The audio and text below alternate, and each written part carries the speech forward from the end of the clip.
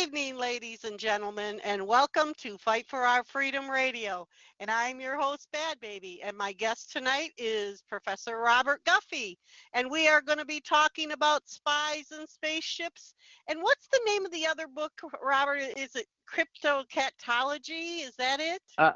The first book is Cryptoscatology, and the subtitle is Conspiracy Theory as Art Form. That was the first book that I ever published. And then Spies and Saucers is the second book. Okay. All right. Well, enlighten us. What are these two books about? Which one do you want to cover first? Well, I guess might as well start with Cryptoscatology since that came first. Okay. By the way, you can hear me fine? Yes, we can hear you. I hope you can hear me. Yeah, I can hear you. I'm on a different phone, so I was worried that you might not be able to hear me. Okay, yeah. So Cryptoscatology, I published that book through Trine Day, Chris Milligan's operation up in Oregon, and they published a lot of important books that I think you'd be interested in. Cryptoscatology came out in 2012. And basically, it covers all forms of conspiracy theory, various categories. And in the first chapter, which is called Conspiracy Inc., Anatomy of a Discipline, I try to lay out or categorize various forms of conspiracy theory because it's not something that's really recognized yet as a legitimate field of research or as I say in the subtitle, an art form. It's mainly dismissed. And the word cryptoscatology is a word I made up. Crypto is Latin for secret, and scatology means the study of feces, if you want to keep everything clean. And so you put those two together, cryptoscatology, and it's the study of secret feces. And basically what I mean by that is it's the study of anything that is considered to be not legitimate or that kind of flies under the radar of what's considered to be mainstream, any kind of alternative form of information or artwork or means of figuring out reality. And so cryptoscatology, the study of this field can include conspiracy theory, but can also include many other things, whether it's UFOs or paranormal, Fortean phenomenon, or even just things that are considered to be not legitimate, and that can take many different forms. But this particular book obviously focuses on conspiracy theory. So in the first chapter, I try to lay down parameters of what exactly is it that we're talking about when we talk about conspiracy theory. And by the way, it's worth noting that the term conspiracy theory actually was made up by the CIA in the 60s as a means of combating the various researchers who were looking into the Kennedy assassination at that time. So people like Mark Lane, Dick Gregory, Penn Jones, Jim Garrison, Mae Brussel, Sherman Skolnick, that whole crowd, they were out saying, hey, there's a problem with the Warren Commission report. This does not hold water. And so to combat that, the CIA actually had a little meeting, and they came up with this phrase, conspiracy theorists, to float out to all the various journalists who they had in their pocket and encourage them to use this term, conspiracy theorists, in order to make these people look like they were just nuts or they were just making stuff up to get publicity and the whole nine yards. So it's interesting that the term conspiracy theory has now been sort of appropriated, and now it's used by researchers themselves. I mean, some researchers will refer to themselves as conspiracy theorists.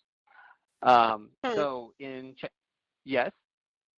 Oh, no, I just find that very interesting that they did that back then. And they made that term up as a term to discredit people. Yes. I mean, in a way, I know some people who think that the term gang stalking was made up by some intelligence agency to make researchers appear crazy, because if you use the term gang stalking, well, that implies paranoia.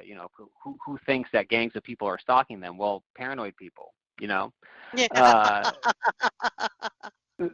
so I like calling it organized stalking, because as soon as you say the word gang, the first thing people think are about the Crips and the Bloods, and oh yeah. when you're targeted, that's not who's stalking you. It's the normal average Joe that's involved in all of that. Yes, that's funny. I have a friend, and the first time I used the phrase gang stalking with him, he thought I was talking about an effort like law enforcement stalking gangs, like the Crips or the Bloods, Right. which I can see why that would cause confusion, But as with conspiracy theory, there's a certain point where word just catches on, and then and then you're kind of stuck with it, because now at least everyone knows what that means, you know. Yeah. I mean but that's a common phenomenon in terms of words that were created by the Central Intelligence Agency or some related intelligence agency that kind of trickle down and become slang. This happened in the 60s, and you can read the book Acid Dreams, which is a whole history of the CIA's relationship with LSD. A lot of the terms that were used later on in the late 60s, like taking a trip, or a hit of acid, all these specialized terms to describe what it was like taking LSD, you first see those words in CIA reports that date back to the 50s. Those were the terms that the CIA agents were using among themselves. Then later on, Wow. it somehow leaks out into popular culture. Do you I think, think Robert, that's do you think that they started their own little dictionary of their own little slang terms? Yeah, I guess so. I mean, I suppose it's natural for. It could be that when they began to infiltrate the peace movement, through COINTELPRO and all that, and then they started experimenting on citizens with LSD. In fact, in Acid Dreams, they talk about the fact that the CIA actually set up they rented an apartment just off Haight-Ashbury in the 60s, and they would have a prostitute lure back a John to the apartment. Then in the next apartment, they would then send in, introduce aerosol, LSD aerosol, into the room. And then they had like a two-way mirror, and then they would observe what would happen to the guy after being exposed to the LSD via the aerosol. So they would use the prostitute to lure the Jesus. guy into the apartment and then experiment on him with the LSD. And it could be that while they had introducing CIA agents infiltrating various peace groups at that time, anti-war movements, and then they start passing out the LSD, it would be natural just to start using the language that you'd been using all along. You know what I mean? It could have been just a Yeah. sort of natural, a natural introduction of these terms as they were slowly peppering the LSD throughout their experiments. Hmm. Acid Dreams that's an excellent book by Martin A. Lee and Bruce Schlain that came out in the 1980s. Very well documented. But anyway, so conspiracy theory, in chapter 1, I start laying out the various categories. And so I divided them into 5 categories. And the first one is insanity, disinformation, misinformation, satire, and legitimate research.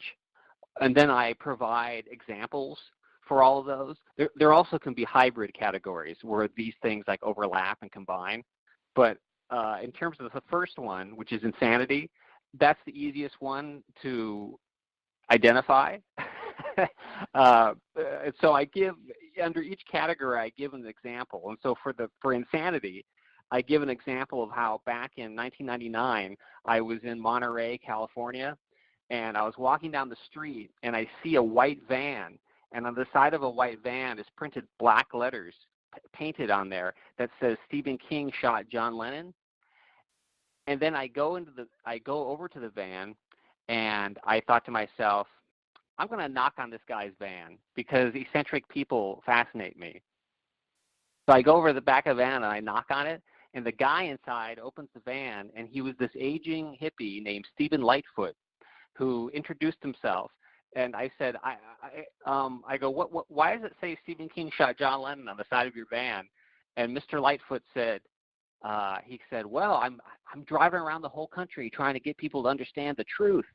And then he then shows me in the back of the van are all of these stapled pamphlets that he had created with newspaper articles and a kind of stream of consciousness style of prose in the pamphlet that attempted to prove that Mark David Chapman was not the one who killed John Lennon. It was, in fact, Stephen King. And you could tell just by talking to him that the guy was, that he had a splinter in the windmill of his mind. And I paid him $5 for one of the pamphlets, and then he gave me his pager number, which I included in the first chapter of the book because he said to disseminate the pager number far and wide. I don't know if the number is still effective, but you can try it if you want. In fact, I have a friend who lives in New York who saw the same van in New York parked outside the Dakota building, which is where John Lennon was shot. So he gets around. And so that I use that as an example of, well, here you go. Here's a conspiracy theory that's just like flat out crazy. I'm pretty sure the author of Carrie did not kill John Lennon. And then in the second category, which is disinformation. Disinformation is where that's something that's purposely introduced to muddy the waters. Either some intelligence agency or whatever makes up some kind of crazy story and then introduces it, promotes it, sends people out to talk about it in order to make the whole area of research look crazy.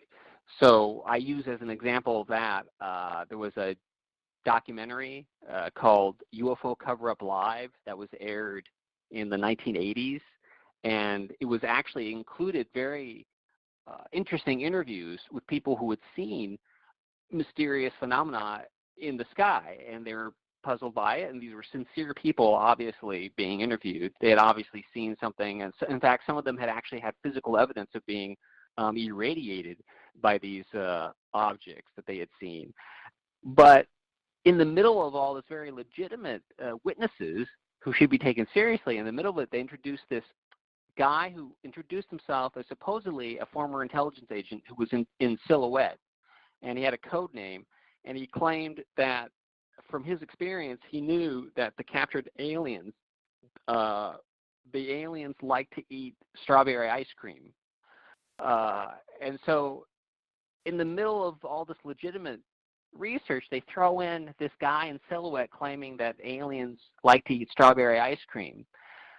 And then also while they were showing interviews with alien abductees talking about their traumatic experiences being, off-world or on a planet or whatever, in the background they're playing like this weird upbeat polka music, just very jarring, And the whole thing, if you watch the whole documentary, you get this weird back and forth that they'll give you something that's legitimate, and then a few minutes later they'll throw in something ridiculous like the strawberry ice cream. So I use that as an example of disinformation. So that would be something that's purposely a lie to muddy the waters. And then I move on to this third category, which is misinformation, and that would be different from disinformation in that misinformation is sincere but inaccurate. In other words, it's not purposely put out there to muddy the waters. The researcher actually believes it, but it's just not true. And so the example I give of that in the book is there was a researcher named Rene. He just, R-E-N-E. He just went by one name like Cher or Madonna.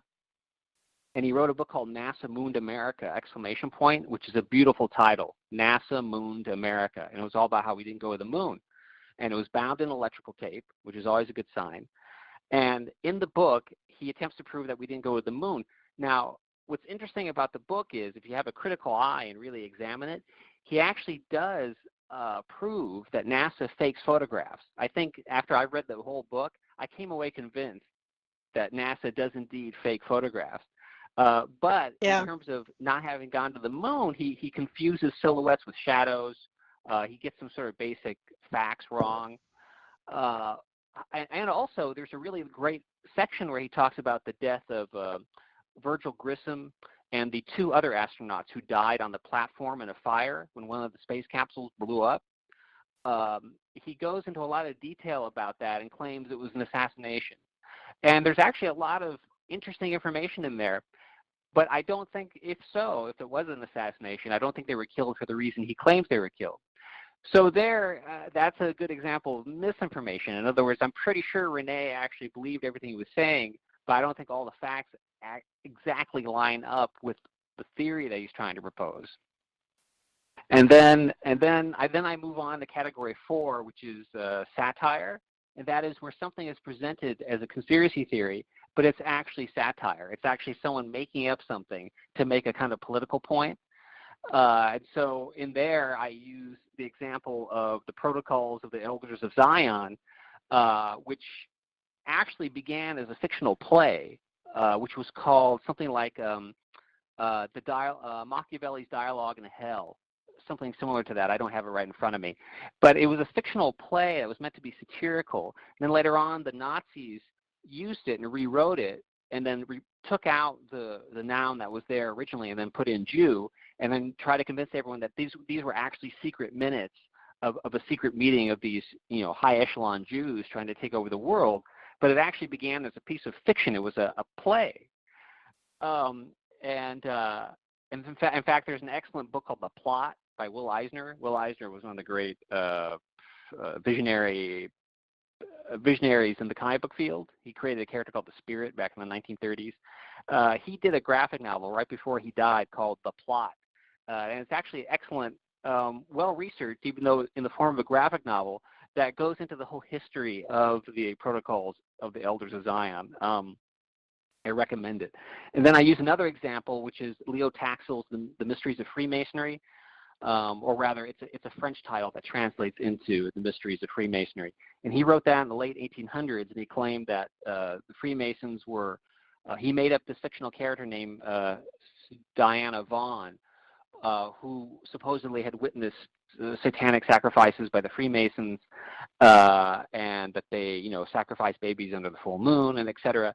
Later on, Taxil actually admitted that it was a satire, and he was sort of this puckish prankster. But to this day, anti-Masons quote the book as if it were real, and it could be some of them don't even know that he admitted it was a satire a long time ago. Then there's a more recent book that came out in the late 60s, early 70s called Report on Iron Mountain, edited by Leonard Lewin. Later on, Leonard Lewin admitted that he wasn't the editor. He actually wrote the book, and it was intended to be satire. And the whole purpose of the book, supposedly, is a conglomeration of real documents, supposedly, that attempt to prove that the U.S. was going to fake an alien invasion in order to get more funding for the Pentagon. But the funny thing about that is that L. Fletcher Prouty, Colonel L. Fletcher Prouty, who worked in the Kennedy administration and is the character Mr. X in Oliver Stone's film JFK, his character is played by Donald Sutherland, the one who meets with Kevin Costner and gives them all the information that he needs. L. Fletcher Prouty said that when he was working in the Kennedy administration in the early 60s, a lot of the young guys in the administration were actually floating that as a genuine possibility, the idea of faking an alien invasion in order to hoik up the military-industrial complex. So I think it's interesting. That makes the point that just because something's a satire doesn't mean it's not true. In other words, you can make up something. Steve Gerber said, the late writer Steve Gerber said, the world has become parasatirical. It's beyond satire. In other words, you can make up something that's satirical, and then like 2 seconds later, it comes true. So that could be what was going on there in the report on Iron Mountain. Also, that whole idea of someone faking an alien invasion in order to bring about a desired effect actually comes into play later on in the movie Watchmen, which is based on a graphic novel Watchmen by Alan Moore and Dave Gibbons. The whole concept, the plot that's going on in that book is that the main character creates, genetically engineers a kind of patchwork creature and stages an attack on New York to make everyone think that the world is being invaded by aliens to bring about world peace. So he has to kill like half of New York in order to save the entire world. And that notion it also comes into play when Ronald Reagan made his famous speech in front of the United Nations, and he said, "What if?" He said, "I always wondered what would happen if aliens invaded.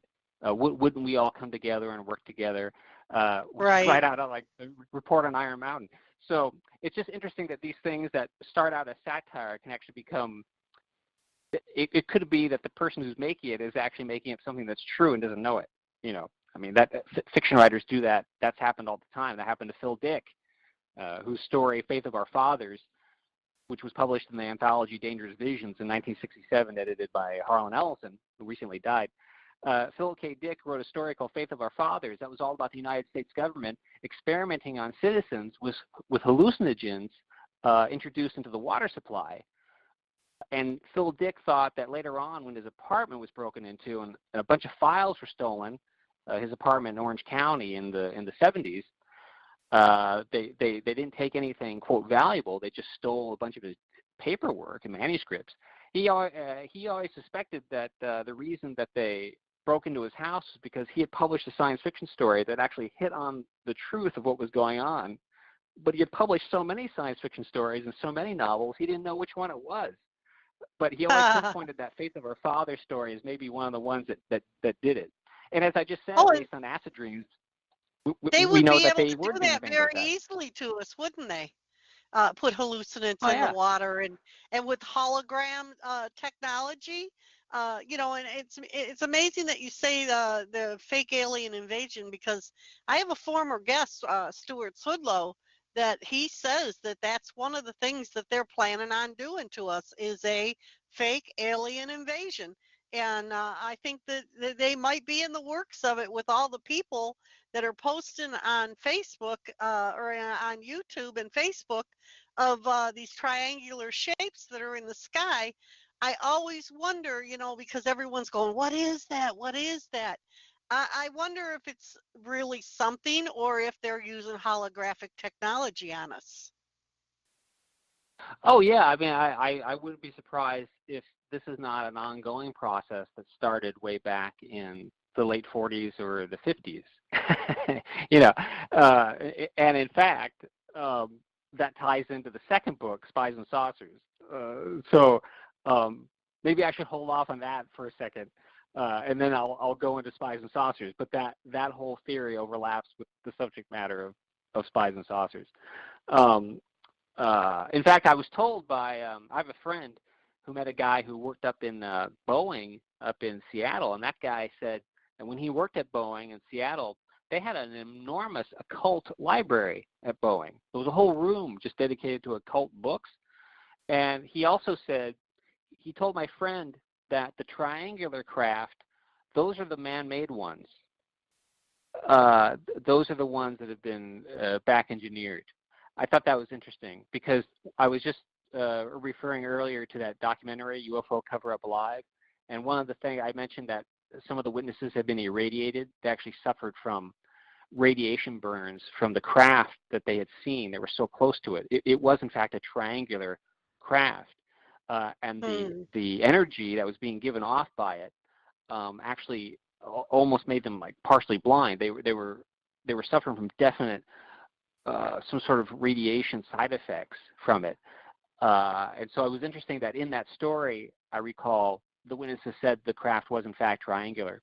No way to prove whether that's true or not, but it's an interesting thought that the triangular ones are actually the back engineered ones.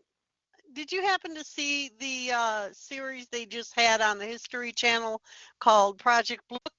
And it was actual reenactments of the military investigating. They sent a professor and a captain out to investigate people's claims of UFO encounters. And it's interesting that you said that, because these, they were like short skit stories of what had happened.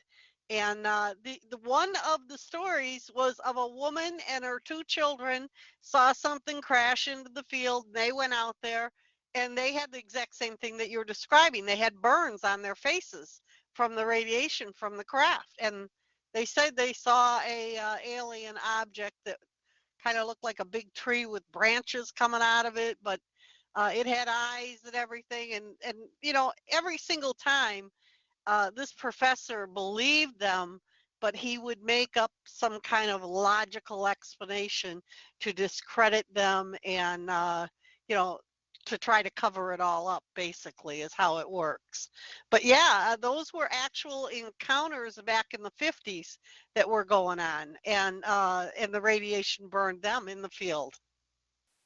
Yes, John Keel mentions in his books that conjunctivitis was a common symptom of people who saw UFOs, that a side effect that affected the vision, you know, the eyes. And in fact, there were a lot of people who would suffer from serious side effects. There's the famous West Virginia case of the Flatwoods Monster, which Gray Barker wrote his first book about. They knew too much about flying saucers. The whole book begins with him going to West Virginia and investigating and interviewing the kids and the adults who saw this saucer land in the middle of the woods, and then this creature came out that had a head kind of like the Ace of Spades, and this conical kind of metallic body, and it floated over the landscape and then shot out gas, like this weird kind of gas that actually made their dog started throwing up. And supposedly later on the dog died from the side effects of this gas that this creature shot out. Now, it sounds, when you hear the description, the thing sounds very primitive, some sort of primitive robotic kind of device, you know. And it was dark, and who knows, that might have been an early psychological warfare Right. program, you know. Well, you know, and the thing is that they do discredit people that claim that they've had an encounter. I mean, look what they did to Travis Walton. Are you familiar with Travis Walton? Oh, yes, very much so. Yeah, and in fact, apparently, I've been told that Travis Walton has had experiences beyond the ones that we've all have heard about, and he's been very reluctant to talk about them because of all the trouble that occurred the first time he started talking about it. But there's someone who really fascinates me in terms of an alien contactee or alien experiencer is a fellow named Christopher Bledsoe and his son. That's Bledsoe, Bledsoe.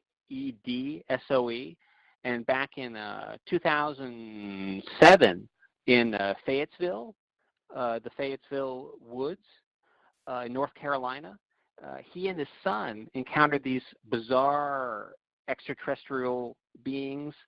And what's interesting about that case is that they were very small, and they were about like 3.5 to 4 feet tall, I believe. And he described them as almost entirely invisible, which of course ties into my interest with Project Chameleon and Richard Schillinger's optical camouflage technology. But he said that these beings were almost entirely invisible, except for the strange detail that he could see their glowing red eyes. And when the eyes of one creature closed, the eyes of the other creature would shut. And he claimed that the eyes would close from the top and the bottom to the center, like window shutters. And his son, so it was Chris Sr. and his son Chris Jr. Chris Jr. was hunkered down in the bushes, watching these two things walking down the path, and rather watching their eyes float down the path. And Chris Jr. was unable to leave the bushes in which he'd been hiding for hours, since these creatures seemed to be looking for him or looking for something. and one of one of the pairs of eyes was always open while and scanning, while the other one would close. And it's interesting that in that case, both of them described seeing these things that were almost invisible, which ties into my theory that Richard Schoengert's optical camouflage technology that is definitely being used by the military on people, which is the subject of my book Camellio, that Richard's technology is a kind of cargo cult version of something that already existed. When I interviewed Richard Schoengert for Nexus Magazine recently, I think it was 2016 when the interview was published, he talked about how one of his main inspirations for developing the optical camouflage technology was that he was very much interested in UFOs. And he had become interested in UFOs basically in the early 60s, and he noticed that one of the commonalities among all the sightings was that the ships would sort of materialize and dematerialize, or go invisible. And have a kind of cloaking screen device. And Richard thought, well, how would you replicate that with the technology that we have now? And so that's what started him thinking about how to do this. So that's why I say, in a way, it's not that all of these strange Fortean experiences, it can't be that all of them are man-made or the result of psychological warfare, because after all, Charles Fort wrote about this stuff back in 1919. So I don't think that the privatized security industries in 1919 had the technology to make something appear as if it was invisible or flying through the sky or anything like that. So there's been reports of these things all throughout history. It's only until the latter half of the 20th century that we start getting this kind of feedback loop, this kind of mimicking effect. And I think that that's certain people in intelligence agencies who are very familiar with the folklore. And in fact, in the Pentagon, they have an office called Office of the Occult. Their entire purpose is to study the occult and use it for psychological warfare purposes supposedly on foreign leaders, like Noriega. Supposedly Manuel Noriega had certain occult beliefs, and so they had to know what he believed in order to use that to manipulate him. Ostensibly, that's the purpose of the Office of the Occult. Well, so obviously they study these things. They study folklore, they know the mythology, and they use it to their advantage. Jacques Vallée talks about this in his book, Messengers of Deception. He talks about researching the cattle mutilation phenomenon, and there's one point where he talks about he was interviewing these people whose farms had been violated by these intrusions from somewhere, and there's all these mutilated cattle all over the place. And some of these farmers had served in Vietnam. And one of them starts talking to him about the fact that in the Philippines, the CIA had an operation where they would fake vampire killings because the Philippines are very superstitious, and particularly at that time. And there's a entrenched belief in vampires. In fact, there's a particular type of vampire in the Philippines that I love. The description is that it's a kind of severed head that moves around using its tongue as a kind of pseudopod to drag it across the floor, and then it'll like crawl up onto your body while you're asleep at night and then try to like suck your soul out. Fantastic. My God. Anyway, that sounds like it's right out of Stephen King's book. that's that's an actual like mythological tradition in the Philippines, vampires. So the CIA in the 60s and 70s, they actually would stage vampire killings to frighten the people they were working against. So they would actually fake, put puncture holes in the neck and then hang a body from a tree. And Vallée writes about this in Messengers of Deception. And And in the 1980s, Lauren Coleman wrote an excellent article in Strange magazine, which was called. It was all about. I can't remember the exact title of the article, but I know it was called "In the Land of Shadows," I believe, and it was all about the CIA's use of the abominable snowman myth, folklore, however you want to call it, using the abominable snowman thing in order to infiltrate and send in spies to spy on the Chinese in Tibet. So they would send in someone who was actually a CIA agent, but supposedly he was there studying the abominable snowman. But he was actually there for a different reason, for spying, espionage purposes. So the CIA found it useful to use the abominable snowman myth as a cover to do espionage work. That's another example of the same thing. Well, you know, one of my theories of why, I mean, I always wonder, why are all these people being targeted and experimented? Because, you know, targeting is basically they're doing it to experiment on us. You know, Yeah. they want to know what this technology does to our bodies. They want to know what these microwaves do to our blood. They want to know what it does to our brain. Plus, it's a fear-based program. They want to, you know, scare the heebie-jeebies out of you by gaslighting you at first and then see how you react. It's all experimentation.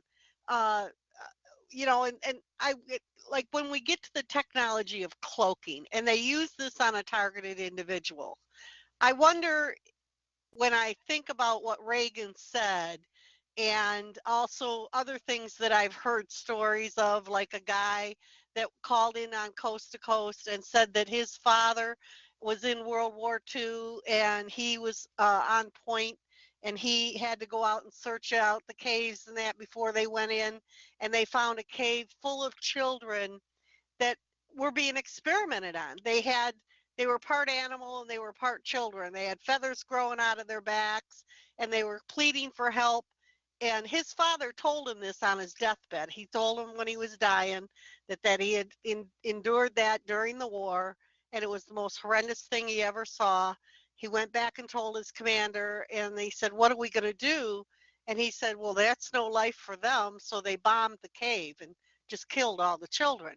Now, that tells you that you know, a lot of experimentation goes on the human race. And this is a theory I have. Now, you hear me out about this. I'm just wondering, since they have this cloaking technology and these infrared goggles and all this high-tech stuff, if they were getting this information from alien technology in return to experiment on the human race and then just turn a deaf ear on the people who cry out for help. What do you think about that theory, Robert? Well, it's interesting. The story you just said is sort of similar to the whole Nightmare Alley scenario that Krista Tilton talked about, which George Andrews wrote about in his book Extraterrestrial Friends and Foes. Nightmare Alley was supposedly a secret, inside a secret military base in, I believe, New Mexico underground, where there were these hybrid, like half human, half animal hybrids that she had seen while she was in the underground. And that also ties into, I interviewed Melinda Leslie, who's an alien abductee and a MyLab researcher. I interviewed her for hours, and I've you know, been to her house. I've had lunch with her, and she talked about how in I believe it was 2010. It was in November of 2010 in Sedona, Arizona. She and 4 of her friends were abducted by military types, a MyLab, a military abduction, right? And in the military abductions, what occurs usually is that someone who claims to have been abducted by aliens they are then re-abducted, which is why Melinda actually likes to call them reabs rather than MyLabs. It's a re-abduction. The military comes in, re-abducts you, and very often these people say that the abductions by the humans, by the military, is actually far more horrific than what they experienced at the hands of the non-humanoids. And why am I not surprised? Right, Yeah. right. And Well, you know, here's the another thing. Are you familiar with David Pilati, 411, the missing people from the state parks? oh yeah, absolutely, yes. Yeah. Okay. Well, a lot of people think that that is alien abductions too. And isn't it interesting that the state parks try to cover this all up? They don't keep a list of the people. They don't want to give this information out. The people that try to search for their relatives that are missing on their own, they tell them to mind their own business. When they try to bring in their own private investigators, they discourage them and kind of shoo them out of the park. uh, what I found really interesting is that they won't keep a list even of the people that are missing. They just kind of act like it's not happening. And there was one story I remember I heard on Coast to Coast one night where this girl said she was jogging in the park and something grabbed her, but she couldn't see it. And it said, "Here, I got one for you." And somehow she wrestled away and got away from it. But she felt that something was abducting her and trying to give her to somebody or something, like they had got her, so Right. I just think that this is all has to do with being experimented on. And why in the world why are the national parks covering this up and not being vocal about it? Why do they try to discourage even the parents that are missing their children? There's a big question mark there. It's interesting. When I was on Coast to Coast when George Knapp interviewed me, a guy called in. I think it was the first guy who called in, and he said, "Hey, are you familiar with David Paulides and Missing 411?" And I said, "Yes," because I had actually just a few months before Chameleon came out, I saw David Paulides giving a speech in Studio City, and I was impressed because he seemed just very informed and had all his facts, all his ducks in a row, And so this guy calls in and says, "Have you heard of David Paulides, Missing 411? Do you think there's any connection between that and Chameleon?" And I said, "That's an interesting thought. I can't really comment at the moment, but it's definitely food for thought, Later on, George Knapp sent a copy of Chameleon to David Paulides, and I've since heard several people have contacted me and said, "Oh, hey, I bought a copy of Chameleon because I heard David Paulides talking about it." So he actually, Paulides read the book and will mention it from time to time in interviews. When people will try to pin him down as to what's going on, he'll say, "I don't know, but you should read this book, Chameleon." And so what's interesting is that he mentions in his book about urban disappearances, he mentions a particular case, a guy named Todd Geib, Geib, and most of the time when the people go missing, they're not found. But sometimes when they are found later on, they'll be found dead in a body of water. And this one guy, Todd Geib, they did an autopsy on him, and they found that inside his body were antidepressants. And there was two particular ones, one called amitriptyline and another one called desipramine. These are depression-related drugs, and the major side effects of both of them is memory impairment, and the major side effect of the amitriptyline is delirium and confusion. Now, to connect this with what I'm about to say, I just mentioned about Melinda Leslie and how she was abducted by the military and her 4 friends all at the same time. They took all of them to a secret base, supposedly under Arizona, in the deserts of Arizona. And while there, they gave Melinda this drug. It was in a little sippy cup, or like a little Dixie cup, and it was. She said she goes, "Been there, done that. They've given this to me on many other occasions. It has a minty, fruity taste. You drink it," and she goes, "This is the stuff that makes it all go away." Now, in this particular case, because there were 5 of them taken at the same time and returned at the same time, the next morning when they all came to, they all immediately started comparing notes. And I think in this occasion, it locked in the memory more, because I asked her, I go, when they usually give you this stuff, I mean, if the purpose is to wipe away the memory, the fact that you remember it is is it's defeating the purpose.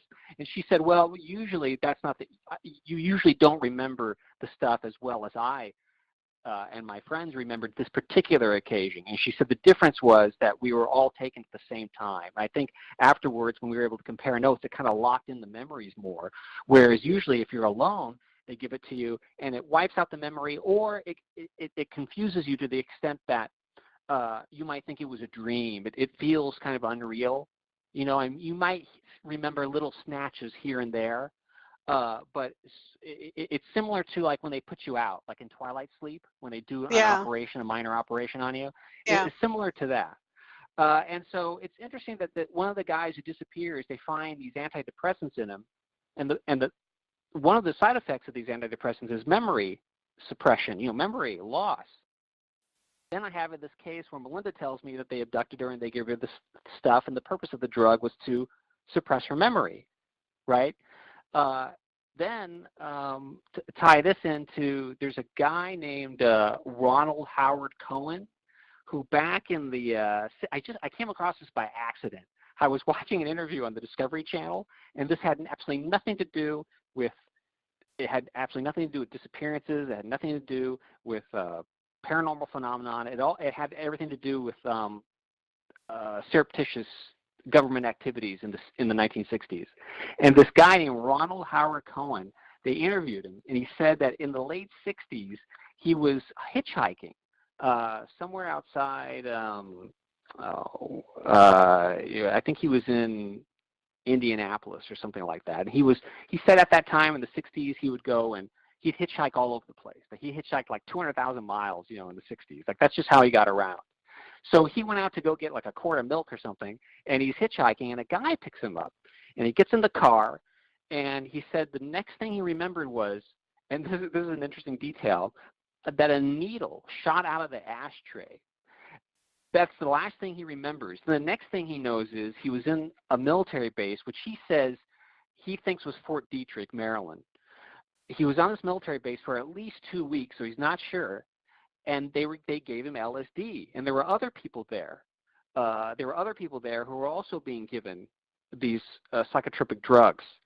Then after about 2 weeks or so, they let him go. They put him in a car, and they just dumped him on the side of the road. He said it was like a James Bond film. When you see someone just like pushed out of the car, it was like that. They just pushed him out of the car, and he was on the side of the road. And he was thinking, is this America? Does this happen in America? And so this guy, he was being interviewed on the Discovery Channel, and he's being interviewed in like the 1990s, talking about his very clear memories of this having happened to him. In all these cases that I've just mentioned, they were given drugs. And is it possible that, like in the case of this guy, Todd Geib, who's found dead in the water with these antidepressants in him, is it possible that he never made it back? Something went wrong. They were experimenting, and maybe they would have returned him. Something went wrong. So you got to get rid of it, right? So we'll just dump him here. Why else? Why are these antidepressants in this guy? His family said he didn't take these drugs. Someone contacted me and sent me a link to a podcast called Expanded Horizons, and this was a show that was on, I think it was November of last year, and he said you should really listen to it. He goes, listen to the whole show. And ostensibly, the whole hour was about something that they called the Glimmer Man. And what the Glimmer Man was supposedly this being, like a kind of like sparkly, transparent being that people have seen in the woods. And so this married couple calls in and tells this incredible story about how they went on a vacation and they were in the woods. They got off on this like detour, and they end up in the woods. They were going to an amusement park, and I think I'm trying to remember where this was. I think it was the Pacific Northwest. They end up going on a detour, and they end up in the forest, and it's the mom and the dad and a little girl. They get lost, and they eventually end up at this roadside rest. And the it's a bucolic, beautiful landscape. The mother and the daughter go to one bathroom. There's this dingy little bathroom there, and the girl goes inside by herself. And the mother stays outside, and she's just watching the scenery.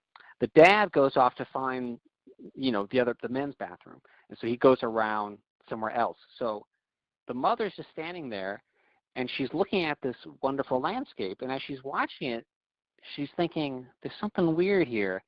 And she starts looking in great detail, and she realizes that what looks like an absolutely just beautiful, perfect landscape. It looks like a Bob Ross painting, right? She realizes she can see seams. There's something wrong with it. She starts getting closer, and she said if you look closely, really closely, you could begin to see the seams. That this was not a real landscape, but from far away it looked like it. But the closer you got, the more artificial it looked.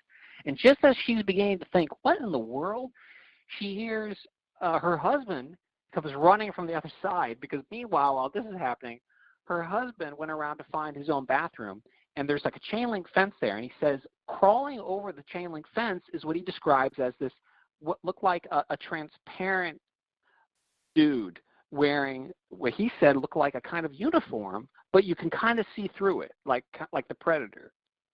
And this guy comes over the chain link fence and starts coming towards him. The guy freaks out and runs back to get his wife. Meanwhile, the little girl starts screaming in the bathroom. She runs out and says, there's like this transparent see-through guy in the bathroom with her. So the dad says, get in the truck. And they get in the truck and they drive the hell out of there. The wife says something. Now, what was interesting was they interviewed the husband separately and the wife separately. And it was interesting to hear how the two stories overlap. And the wife said that she had this, despite all of this chaos and confusion, she had this intense desire to stick around. Like, she really wanted to see what was behind that screen that looked like this bucolic landscape. And I have a feeling that if she had done that, then either you would never have heard of them again, or they'd be one of those missing 411 people that Paulides talks about, or they'd end up in a river with antidepressants in them. In other words, it seems obvious to me that they were sent out there to scare these people away, that the purpose was to get them to just go. And I mentioned, I sent the link to Richard Schellinger. I said, you should listen to this. And later on, we met for lunch, and we were talking about it. And he thought, as I thought, that what had happened was there had to have been some sort of emergency situation where they needed to put up something quickly. Because you wouldn't need, Richard, in his proposal, when he delivered his proposal for the optical camouflage technology to SPA War in North Carolina, which is a gathering of defense people, and you go there and you talk about the cutting edge in military defense technology. And Richard did this whole presentation on Project Camellia, and he said you can make a whole battleship disappear. You can make a whole installation disappear 360 degrees from every angle. So the idea that they would put up this relatively crude screen hiding everything from one angle sounds to me like a desperate move. Like, it must have been some sort of emergency situation. They had to throw it up quick, and it just so happened that these three people come wandering into the scene, and so they go, oh, look, go out there and scare these people away. And so they got in the truck and they left. But I have a feeling that if they had actually tried to pull the veil back there and see the man behind the curtain, well, who knows? who knows what might have happened to them, But all these stories fall into the category of I think it all ties into the missing 411, particularly the disappearances in the forest. And but that's not to say at the same time, Paulides mentions in his book about the hunters, in the last chapter, he talks about Bruce Maccabee's wife, Bruce Maccabee, the optical physicist who's also a ufologist. His wife, who was a bow hunter, was in the woods, and she described everything. Suddenly, all the insects stopped, all the animals stopped, all the birds stopped, everything went quiet, which is, oddly enough, something similar happens in Camellia, where Damien describes the noise canceling technology that they would use to freak them the hell out. actually heard that. I was on the phone with him one time, and you know how you can hear ambient noise in the background. You're talking to someone on the phone. It's a good connection. Yeah. I heard all the ambient noise just stop, and then like a second later, he goes, "Oh, you know, they're doing it again with the the noise canceling thing." Everything. So Bruce Maccabee's wife is out bow hunting by herself in the woods, and suddenly all the noise stops, and she becomes aware of this, like, which she described later on as it looking exactly like the thing in The Predator, or similar to that. This kind of transparent creature hopping from tree to tree, which coincided with a UFO sighting at that same time. So I have a feeling that, like I said, we're almost talking about there's two different phenomena going on here. There's the phenomenon, UR phenomenon, the original phenomenon, and then there is the offshoot, which is the man-made phenomenon. So the obviously the story that we just talked about with the 3 people in the woods, that to me sounds like a man-made phenomenon, optical camouflage technology. The second one, where she was in the forest, she saw this thing jumping from tree to tree, and at that same time there was a UFO sighting going on. That sounds to me like the other thing. You know, it's hard to parse through all of this. But when I was on George Knapp's show, and of course George Knapp wrote a book called Hunt for the Skinwalker, which is all about his research into the Skinwalker Ranch up in Utah, where, you know, a nexus of high weirdness and Fortean phenomenon. Yeah. When I was on the show, I was struck by the fact when I sat down and read the book that if you read Hunt for the Skinwalker and Chameleon back to back, you could see it formed almost like this Hendiades. It formed, it was like a 2 halves of the same coin. There was information in one book that would overlap with information in the other. But of course, the 2 books were written completely independently. And George Knapp himself said that there was stuff he put in the book that at the time he didn't understand what it meant, that's very good. You know, there are some reporters, when they write something, if they don't fully understand something, they won't include it. Or if something seems absurd or ridiculous, they won't include it. But as John Keel said, sometimes those are the most important details to include in the book, because of course there might be someone out there who does know what that means. So he mentions a scene in the book where they brought these remote viewers out to the ranch to try to remote view and see what was going on here. And that one of them said that what they saw was, they didn't understand what it meant, but what they saw was people on a naval ship wearing these weird goggles, and that something that they were doing was tied in with the weird phenomenon that was occurring on the ranch. Now, of course, in Chameleon, Chameleon is all about my friend Dion, Damien. who They want the goggles. They wanted the goggles, and what was the point of these goggles? What did they do? And so George Knapp said that at the time, one of the prevailing theories among the NIDS researchers was that what was going on was some sort of test, that someone decided, hey, this is a good place to test this technology. After all, it already has the reputation of being haunted. You know, it's one of those devil places. And with legends going back hundreds of years. So if something strange happens and some unwitting person wanders in, oh, well, you know, that's that Skinwalker Ranch that's been haunted for hundreds of years, you know. It can be explained away in that way. And in fact, the way that the Chameleon got in the hands of George Knapp was that Jacques Vallée read Chameleon, recommended it to Colm Kelleher, who worked for NIDS, and then Colm Kelleher told George Knapp about it. So Colm Kelleher, who's a physicist, and Jacques Vallée, who's no dope, who sent me a note saying how much he liked the book, when those 2 guys are reading the book and taking it seriously, you know that there's something in back of all this. You know, this is not, Chameleon is not some kind of weird delusion sprouting out of some guy's brain. you know, I mean, and you know, another thing too about the experimenting on targeted individuals is you mentioned that drug that had a fruity smell to it. Yeah. You know what?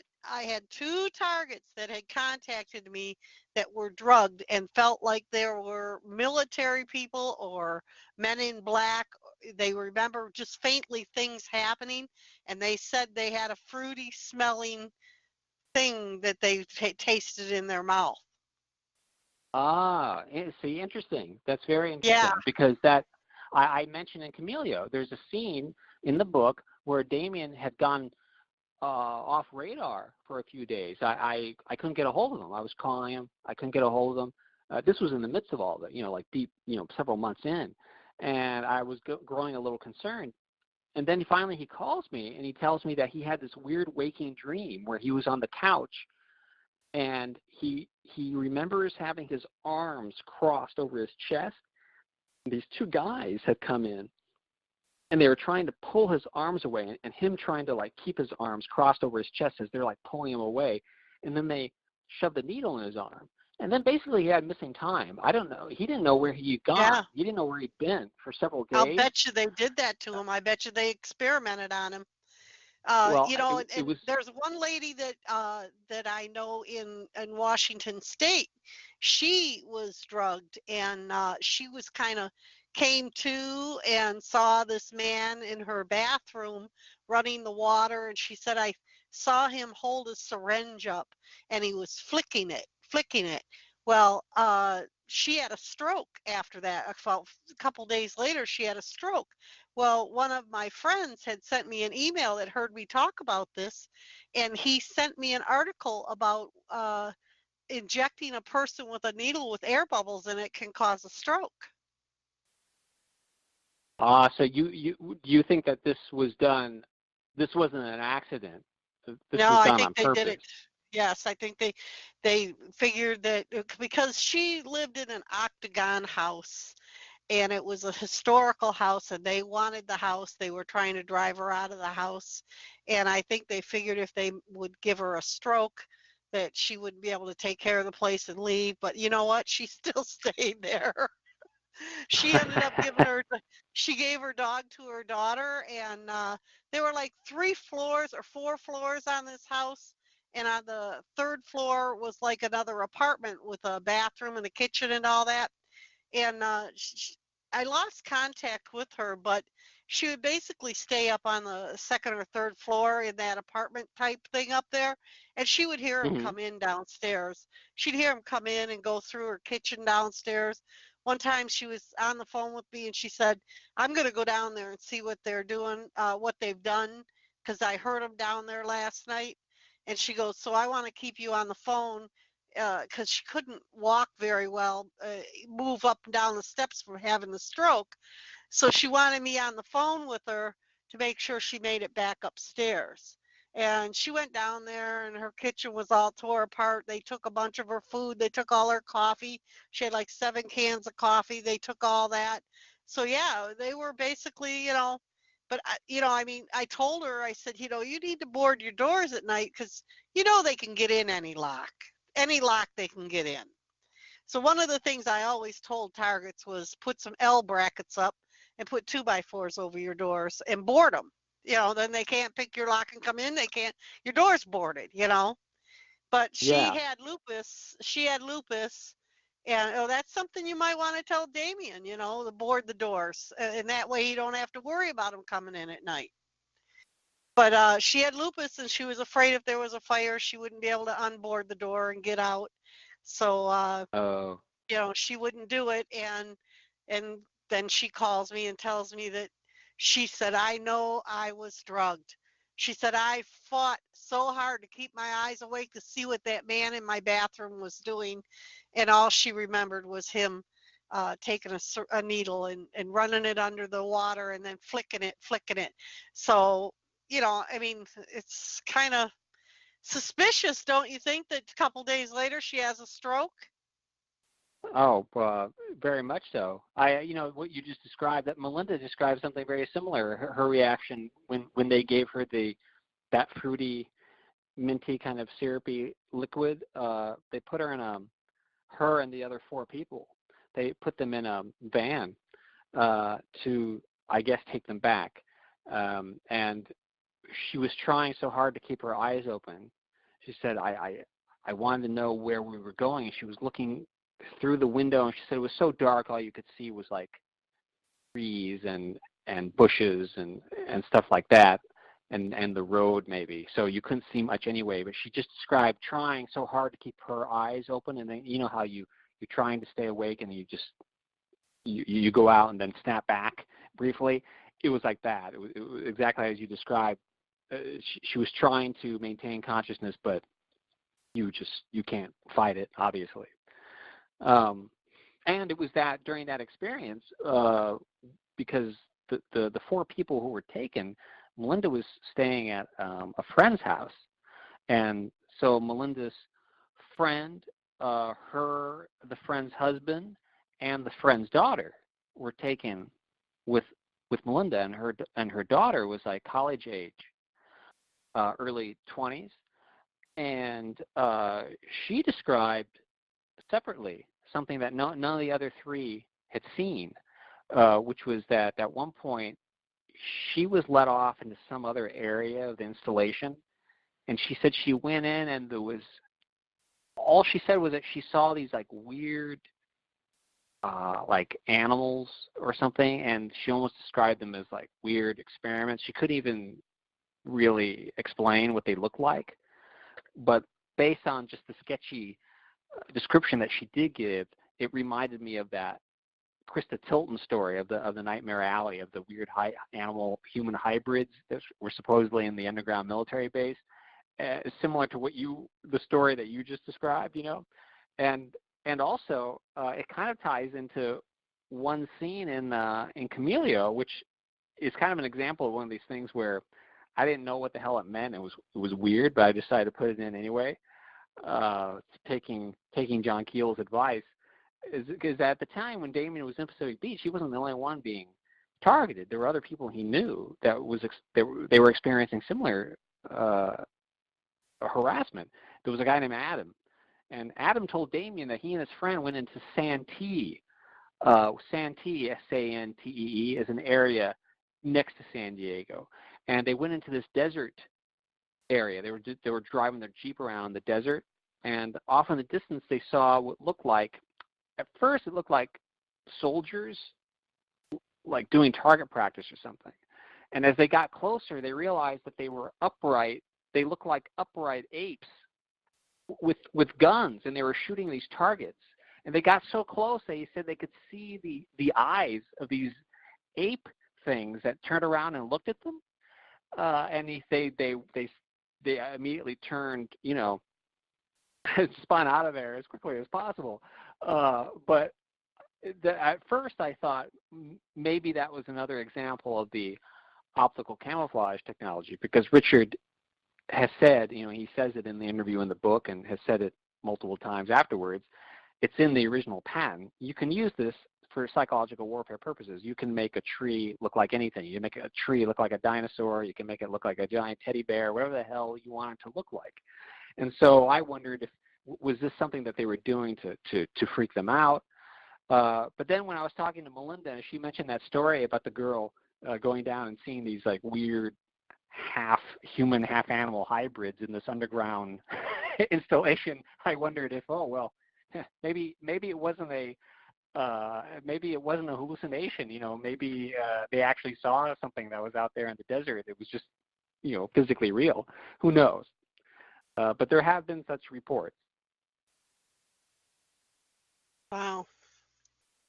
I really do believe that what Stuart Swidlow said, that they're going to pull a fake alien invasion on us. I wouldn't doubt it. That would cause great chaos in our country, wouldn't it, Robert? Oh yeah. In fact, in that same section in Messengers of Deception, which anyone listening should go read Messengers of Deception by Jacques Vallée, because that whole book is about analyzing UFO cults and cults, and this is before like Heaven's Gate. This book came out in the 70s, like late 70s. Heaven's Gate occurs in 96, I believe, 97. And he mentions, but Vallée mentions the two, Herbert Marshall Applewhite, and his wife, who were the heads of Heaven's Gate, which was based, by the way, in San Diego. well before Heaven's Gate, he mentions the two of them in Messengers of Deception. And the whole thesis of the book is that there are these authoritarian cults using the UFO mythology to basically introduce a kind of really fascist ideology, that a lot of these UFO cults have this weird kind of fascist ideology mixed in with it. You know, the Aryan Brotherhood from outer space, and Rael, Rael. He's the guy who has the his symbol is the swastika within the Star of David that he said the aliens gave to him. You know, there's this weird fascination with authoritarianism and fascism in these UFO cults, and Vallée analyzes that and speculates as to where the hell that's coming from. And later on in the book, he describes meeting with this military guy, this general, and they're supposed to be talking about the UFO phenomenon. And the military guy says, I'll talk to you off the record, don't give my name. So he gives him a fake name in the book. And the military guy goes, you want to know the truth behind the UFO phenomenon? Come over here. And he goes over to his bookshelf, and he pulls off from the bookshelf the book Operation Mind Control by Walter Boart, who was a friend of mine. I knew Walter, and we collaborated together on a screenplay, and he died in December of 2007. And Walter wrote Operation Mind Control, which was the first, really in retrospect, I think one of the most important books of the latter half of the 20th century, because it was the first book to really go into the history of MK Ultra and the mind control scientists and how serious this stuff was. This wasn't just experimentation. This was operational, hence the title, Operation Mind Control. And so in this scene in Messengers of Deception, which would have been published really only a couple of years after Operation Mind Control came out, the major goes over to the bookshelf, pulls out Operation Mind Control by Walter Bohr, and says, if you want to understand the UFO phenomenon, read this book. And that blew Vallée away, because he had never heard of the book, and then he read it and understood, the implications of it. And Vallée, I think Vallée, it was still thinking along those lines later on, because when he wrote his trilogy of books in the late 80s and early 90s, Dimensions and Revelations, and I can't remember the title of the third one. Revelations, that book by Vallée, also continues the analysis of that idea of the UFO phenomenon being used as a cover for something else. So Vallée, he devotes 2 whole books to that idea, Messengers of Deception and Revelations. And I know some people who, they read those 2 books, but they don't read any of Vallée's other books. So they just stop with those 2, and they're like, okay, this explains it. This explains the entire phenomenon. It's all explained now. But I really think that, as Martin Cannon put forth in his book, The Controllers, I think it explains a significant sliver of the phenomenon, but not the entire phenomenon. Yeah. Well, what is your take on Phil Snyder? Are you familiar with Phil Snyder and the underground bases and his encounter with the alien grays? No. Inform me. Oh, well, I'll have to send you some of his videos. Phil Snyder was an engineer that worked for the government, that he drilled the underground bases. He drilled the tunnels for the underground bases. And actually, he quit on them and came out and spoke out publicly about what really was going on. And I'll send you his YouTube video where he was going around doing conferences and telling people the truth. Now, the drill that they use to do these bases, he talks about it in the conference that he's speaking at. He also holds up material that is alien technology metal. And what he did was, the drill that they used was given to them by the aliens. He said it was the fastest thing that would drill, I can't remember how many feet, so fast, because it actually melted the rock, is what he said it would do. It would melt the rock. And he worked with an alien gray. I can't remember the alien's name offhand right now, but he said that alien was like almost 200 years old, and that he had worked with that alien, and he was really a nice guy, and blah blah blah. And what they did is they went the wrong way, and they accidentally drilled into an underground alien base. And so I don't know whether they were experiencing problems or whatever, but him and another soldier went down into the cavern to see what the heck was going on, and they encountered aliens, and they got into a gunfight with them. And he said the alien that was facing at him just took his hand and did a circle around his chest, and this a beam came out, and he holds his hand up and shows you his little finger, his ring finger, and his middle finger are severed off. He said he put his hand up, like when the ray came at him, he put his hand up and it severed his fingers off.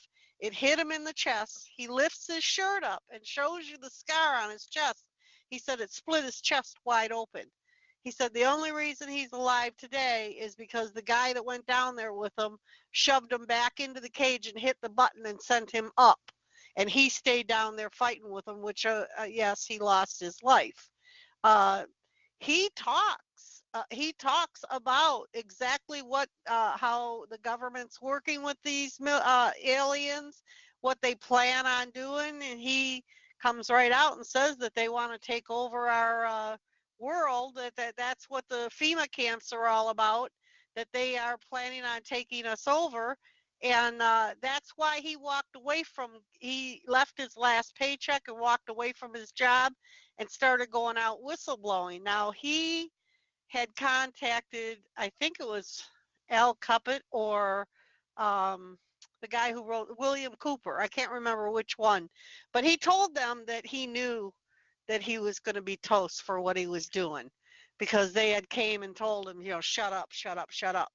And so they gave him cancer, and he ended up having to leave his family and everything because he didn't want to put his family in any danger.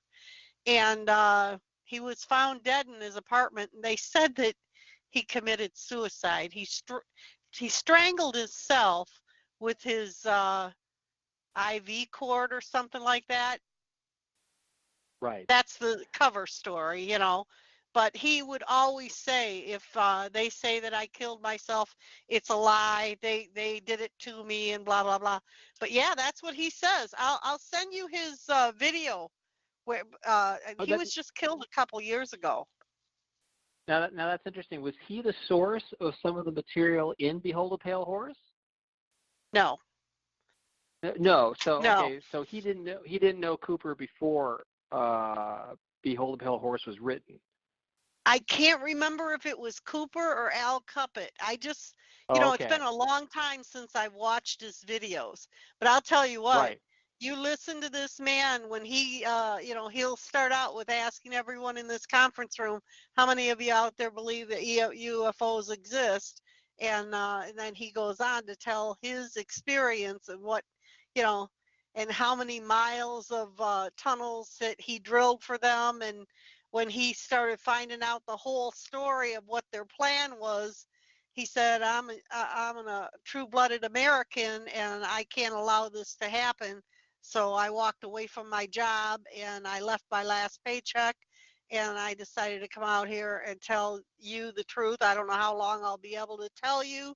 And, they murdered him. They did, but, and he says that, that the governments are working with them. Right. It's interesting how, like, the story that you just told is so similar to the stories of that Richard Shaver told back in the 40s. About that there were beings underground, and they would come up and steal people and then take them underground. And Richard Shaver, of course, a lot of people thought he was crazy, right? But it's interesting when you go back and read the stuff from a different perspective. If you can probably find on YouTube old episodes of Long John Nebel. Long John Nebel was like the first Art Bell, but he had a show back in the 50s, a radio show that went all night. So it started at like midnight and go all the way till dawn. And he would talk to people like Gray Barker and Ivan Sanderson and Richard Shaver and Ray Palmer, but in the early days of UFOs, right? And there's a show, and some people there are existing copies of some of these shows. The sound's not great, but if you're determined, you can hear it. There's one particular one that I found that was fascinating because they were talking to Gray Barker appears on the show, and the main topic of the show was Richard Shaver and the whole idea of the Deros, these robotic creatures living underground, supposedly stealing people. Now, what's fascinating is the first hour, Long John Nebel is talking to this guy, and the subject that they hit upon are missing people who go missing. And to listen to the interview after having heard all of Paulides' stuff changes the tone and tenor of this interview back in 1955, because what's fascinating is that Long John Nebel takes a very skeptical stance against what's being said, because the guy's implying that a lot of people who go missing are being taken underground. And Long John Nebel's, the attitude that he immediately takes, which I think was possibly the mainstream view at the time, was that if someone goes missing, it's because they just don't want to be found. and the idea is, of course, at that time in the 50s, it would be easier to just leave in somewhere and start over again under a new identity, and no one knows what the hell happened to you. It's not like today where that would be very difficult. You have to go out of your way to start some new identity over again and generally get lost, So the attitude that Long John Nebel takes with this guy is, well, probably that most, 90% of people who go missing, it's not mysterious. They just decided to up and leave, and that they probably were not taken by anyone. So it's just fascinating that at the time it wasn't even immediately considered that you were kidnapped. It was just the logical conclusion was if you went missing, you wanted to be missing. And so it's fascinating. I should send you the link to it. And it's fascinating listening to it through the lens of what we now know through David Paulides' research. Okay, but in a way, what I did is I went and looked up all of Phil's videos, and I put the link of all his videos in your message board on your Facebook page, and it's a whole page of him doing seminars and his story. Even there's one in there too about his wife. She did one because she believes they killed him, his wife, and she talks about reptilians. But yeah, it shows pictures of him standing by the drill. I mean, everything. Well, it's fascinating because back in the 50s and the early 60s, some of the early UFO contactee people like Orfeo Angelucci or Albert K. Bender, these people, Howard Menger, at the time they were considered to be just absolute fringe, the fringiest of the fringe, the kookiest of the kookiest, and but if you go back and I know a lot of like serious UFO researchers today, people like Linda Moulton Howe, even Whitley Strieber, if you ask them, they'll say avoid all those contactee books from the 50s. Most of them are just hoaxes. What I found, if you actually go back and read that stuff, is that some of the kookiest stuff now seems to be the most legitimate. And for example, if you go back and read Albert Bender's Flying Saucers and the Three Men, it seems, at the time, it seemed like, well, this guy's just making up a lot of nonsense. Later on, when John Keel wrote Operation Trojan Horse in 1970, he mentions that book by Bender, Flying Saucers and the Three Men, and he says, you know what, at the time this seemed like really kooky stuff, but now, now that we're about 10 years out at that time in 1970, the fact is that the stories that he's reporting in here, intersections with mysterious men in black, and the odd way that he merges UFOs with mysticism and black magic and all this stuff. John Keel said it's actually very prescient. It's worth going back and taking a look at this book. And in a way, when you go back and read it from the perspective of 2019, Albert Bender's Flying Saucers and the Three Men seems really kind of visionary, because whether you believe UFOs represent a real phenomenon or not, the fact is that the way that that book is written really kind of predicts where the field's going to go later on with Jacques Vallée and John Keel coming up with the ultra-terrestrial theory. In other words, that these beings are not necessarily from other planets, but perhaps from other dimensions, and coexist with us and have always coexisted with us. And Bender's theories align more perfectly with later books like Passport to Magonia by Jacques Vallée, where he analyzes the ancient fairy tales and says, look at these fairy tales, look at these myths and see how many parallels there are here with these old stories and with what the abductees and contactees are telling us now. Carl Jung, who wrote a whole book about flying saucers, Carl Jung was hugely impressed by Orfeo Angelucci's first book, The Secret of the Saucers. And when you read that book, again, another 50s contactee book, again, it seems very prescient. And even at that time, you have that intersection between the categories that I mentioned earlier, disinformation, misinformation, satire, insanity, and legitimate research, which is the fifth category of conspiracy theory. You've got all those mixed together in those early contactee books. And what we're talking about here now, meaning those who are having legitimate experiences and reporting them, and then those people who are encountering mysterious phenomenon, some of them man-made mysterious phenomenon meant to muddy the water, and then those strange experiences that are in fact mysterious and come from an unexplainable source. You have both of those, I think, going on there in those early alien contactee books. For example, Howard Menger, who wrote the book From Outer Space to You, he claimed, he was the barber who claimed that he cut the hair of some of the aliens, barber to the stars. He had all these strange stories to tell.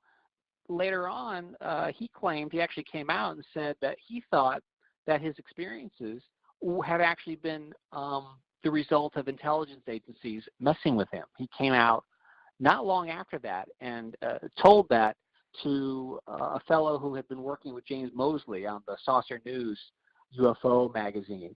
Menger actually told him that about 10 years after his book came out.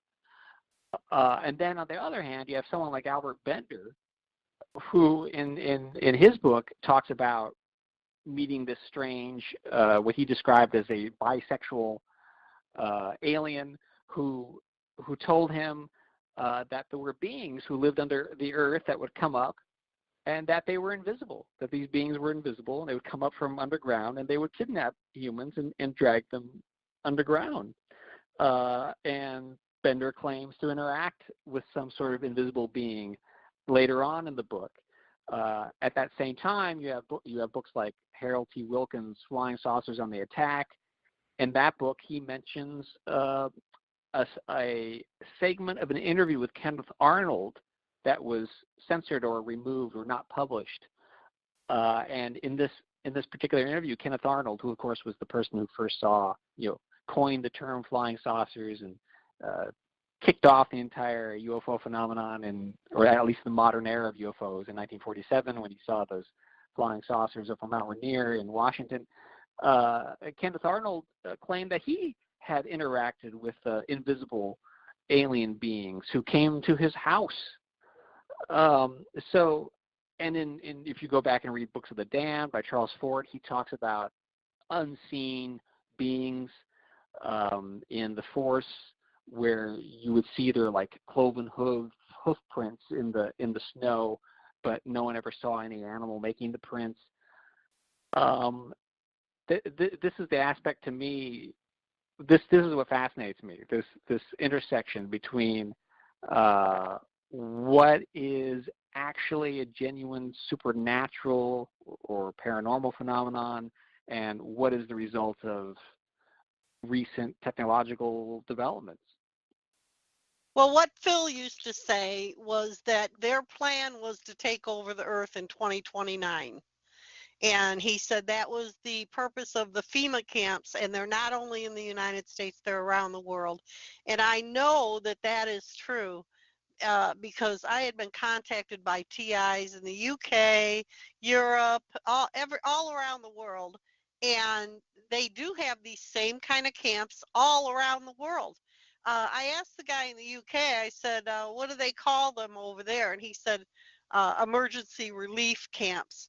But he said they're designed the exact same way, with the barbed wire facing in. They've got signs up, different zones for the women, for the men, and the children, whether everybody will be separated. And you got to listen to Phil's story. I'm telling you, I think he's the lucky one by not being here for all this. And I'm just wondering too, because he says they plan on doing this by 2029. If this is what Stuart Swinloan is talking about with the fake alien invasion, is it really going to be fake? You know what I'm saying? I mean, who knows what, but I'll tell you what, I believe everything that Phil Snyder's saying. And when I went to the WSO conference for Steve Olson to speak, I had met a few people there that frequent alien conferences that they have, and they became targeted for going to those conferences. Well, I remember back in the late '80s when I would listen to Roy of Hollywood, Roy Tuckman in Los Angeles. He had a show. Well, he still has a show. It's on late at night on KPFK, the Pacifica station in Los Angeles, and each night would be devoted to a different subject. So there'd be like alternative health one night, and then politics another night. And so one night he would devote to UFOs in like the late '80s until he kind of drifted away from it. But at around that time, they were having these conferences. I remember my friend Randy Kopang, who wrote an excellent book about UFOs called Camouflage Through Limited Disclosure. Randy told me about going to one of these conferences that he had heard mentioned on Roy's show, I believe.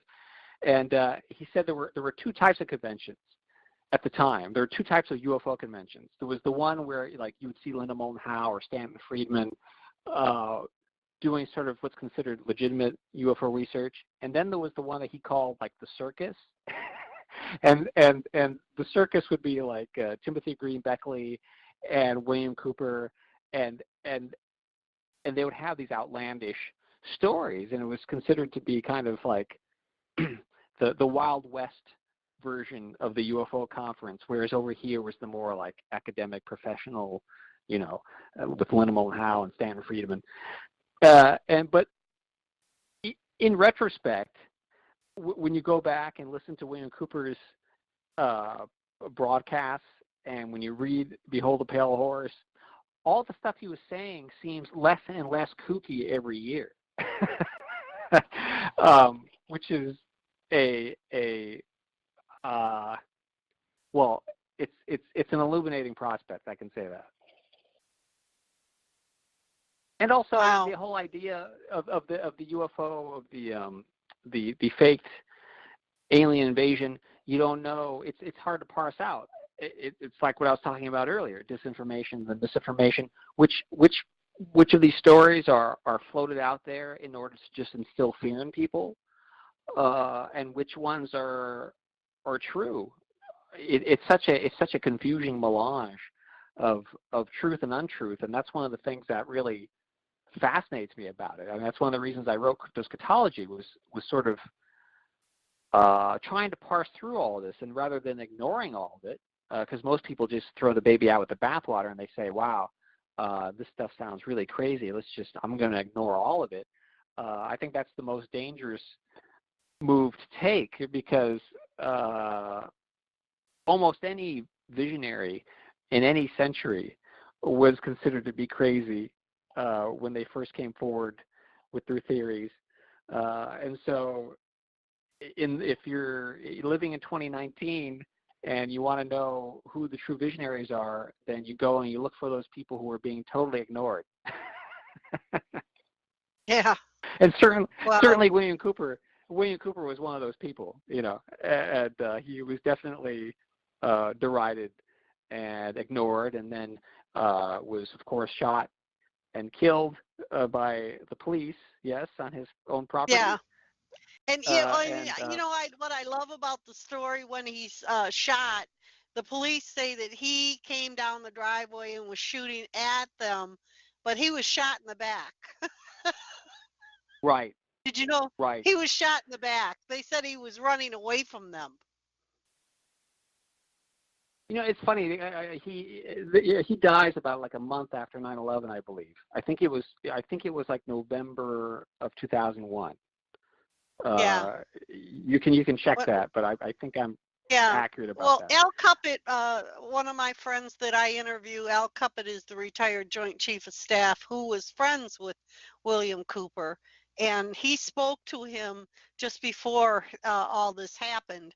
And William told him, he said, they're gonna take me out. And Al said, well, I told you if you put that book out that they would, and they did. And they did.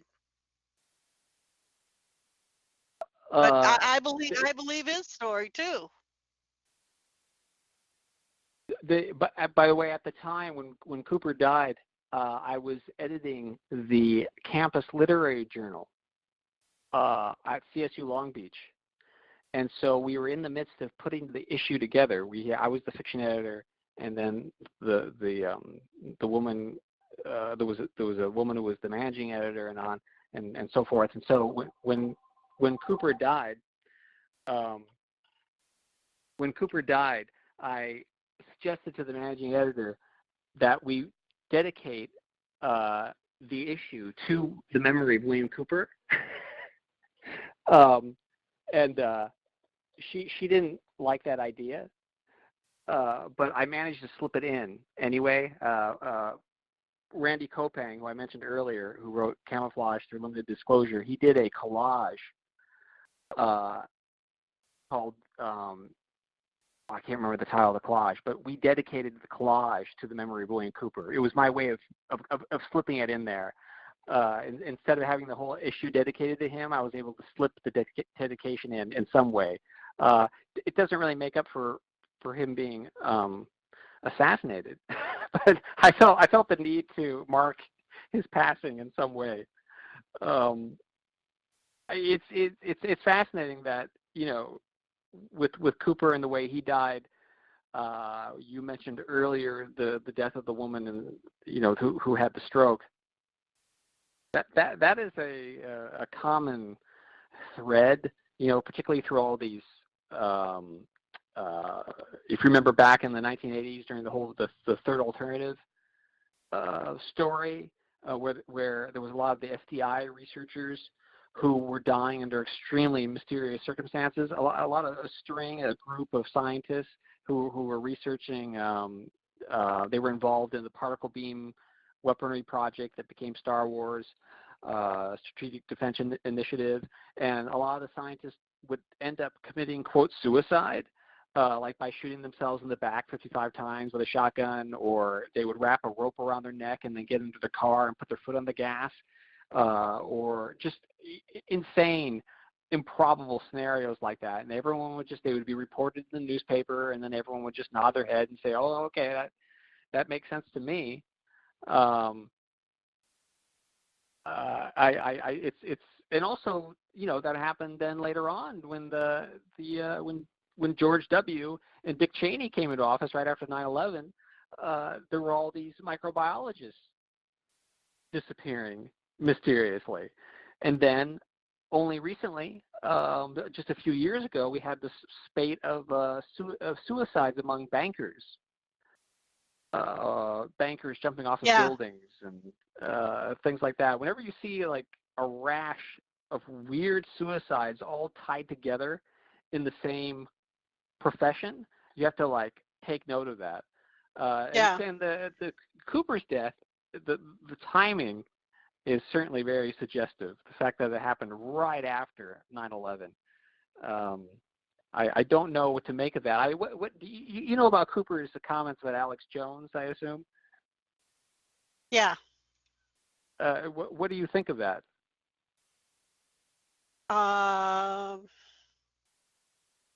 Well, I don't like talking about Alex Jones because he's not one of my favorite people. Okay, I see. That sounds like you think that maybe William Cooper was correct in what he said. Oh, yeah. But I don't even like saying Alex's name because he's nothing but a ASS. It's just interesting that Alex Jones fills the void that's left by William Cooper. Yeah, I remember they got into it, Yeah. Well, Cooper was exposing him, Yeah. because It's he just is a interesting, shill. I mean, he's nothing but a shill. It's just interesting that 9/11 happens, then William Cooper dies, and then that's pretty much around the time where Alex Jones' career really, skyrockets. And it's just interesting that, of course, Alex Jones was very much behind Donald Trump, as if Donald Trump was going to be some sort of alternative, as if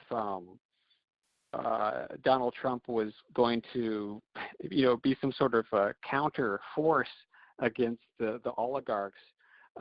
Meanwhile, right after Trump's win, the private prison stocks just went surged.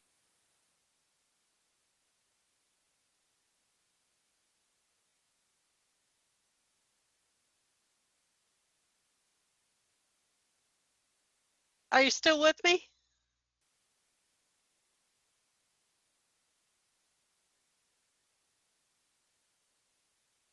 Hello? I'm sorry. I'm having a little problem with my chat room here, so I had to mute everybody. Are you still with me? Oh, yeah, can you hear me? Yeah, I can hear you now. Oh, what was happening? What was happening? Oh, I've got a bunch of idiots here in the chat that they're harassing me. What are they saying? Oh, well, they're saying that I'm, some things about me, and now I've got 2 dogs in here having sex, and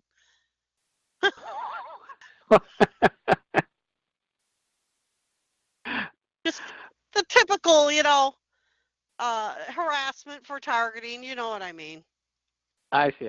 There was a guy who was a journalist in Australia who was one of the first people to interview me about Camelio, and they were harassing him as he was interviewing me. It was incredible. He had moved all the way. He was a journalist. He moved all the way to Australia to get away from it. Of course, that didn't stop it.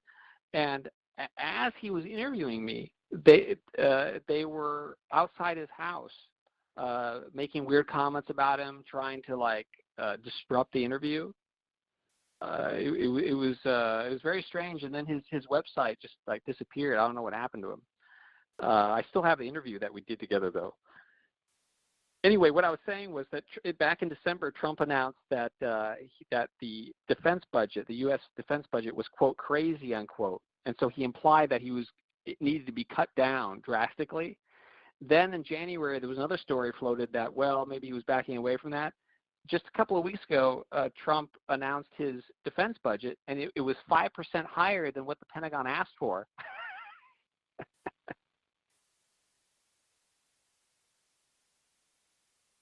Wow.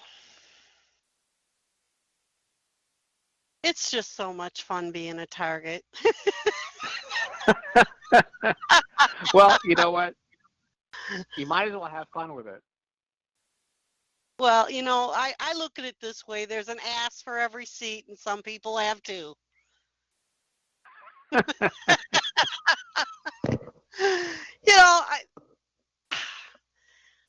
The thing that bothers me about it is if they don't like what the show is about, they go away. You don't have to come in here and write all this crap in my chat room when I start blocking them. And the problem is they come in under 5, 6 different windows. So when I block Right. one, then they start. You know what I mean? So Yeah, well, yeah, my little that's a brother lot of just wrote. effort to go through. Yeah. My younger brother wrote, bunch of childish punks that live in their mama's basement. That about sums it up. But I mean, that really is. I mean, if that shows you how much respect they have for you, because if they're calling in, if they're trying to get in under 5 different pseudonyms, they're going through a lot of effort to try to interact with you. Whereas for me, Yeah. if I hear something I think it's BS, I would just tune out, go do something else. Right. Right. Yeah, they said that I'm crazy because I believe William Cooper and Phil Snyder and whatever. You know what? Believe what you want. I'll believe what I want. If I want someone to do my thinking for me, or if I need a life manager, leave your phone number. I'll give you a call. I think I Robert said he was going to call in. Robert, are you 248? If you wish to ask Robert Guffey a question, raise your hand, please, so that I don't unmute the wrong person. Yeah, you're 248? Okay. Is that you, sweetie? Yes, hello, Robert and Bad Baby. Hi, yes, honey. Hi, I just wanted to say thank you to Robert for letting me speak to him before the show and keeping him occupied so everything could work out well tonight. Good information. we had a pleasant chat. Yes, it was nice, and I wrote some notes down, and I still got to watch a video on Revelation that I was sent. Very nice, Bad Baby. Just want to say hello and good night, and if you want to call me later, you may do so, Bad Baby, and I'll be around the weekend. Okay, let you finish up with the interview and what's coming up next week. Was that exciting? All right, thank you, and we'll see you soon. Thanks. Bye-bye. Okay, good night. Bye. I'm so sorry, Robert, for the interruption. It's in That's fact, since the trolls are making fun of William Cooper, I want to recommend something of William Cooper's to take a look at. If you just go Google like William Cooper and Cryptoscatology, I'm sure you'll find this pretty easily. On my blog, the Friday, April 20th, 2018 entry from last year, I wrote a blog post called William Cooper on the Columbine shooting. And in there is a link to the April 20th, 1999 episode of his radio show that he did. It's a fascinating historical document. He analyzes the Columbine shooting as it's happening. It's a 2-hour-long broadcast. And Ian Cooper offers his personal analysis of the Columbine shooting only a few hours after it started. And in retrospect, it's really, it's quite fascinating. And there are things that he says during that show that at the time would sound like, oh, this guy's a real nutter. But from the perspective of 2019, it's really fascinating. And this is what I mean. The proof is in the work that people leave behind. Cooper's dead, but his broadcasts live on, his book lives on, and so you can go back and analyze it, look at it. Does it still seem crazy from the perspective of 2019 and everything that we know now? I did another blog post on Sunday, October 8th, 2017, called "The Source of Light: William Cooper and the Luxor Hotel," and it was right after the shootings in Las Vegas. The Stephen Paddock shootings at the Luxor Hotel. So in light of that, go back and watch this fascinating video So if you go to the October 8th, 2017 blog post of Cryptoscatology, I linked to a video that Bill Cooper did that's all about the esoteric symbology imbued in the Luxor Hotel.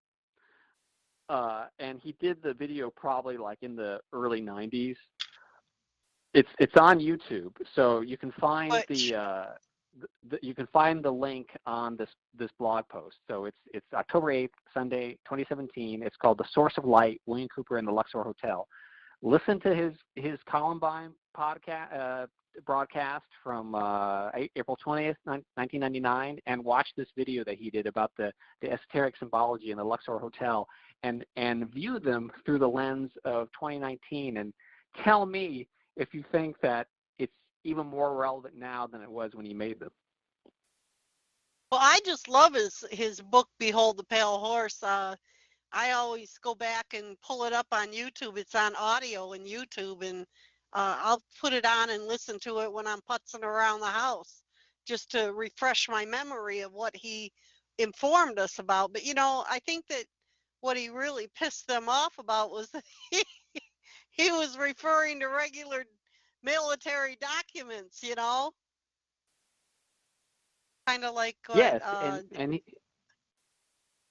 go ahead. and he was in the Navy too, and when he was in the Navy is when he had his own UFO experiences.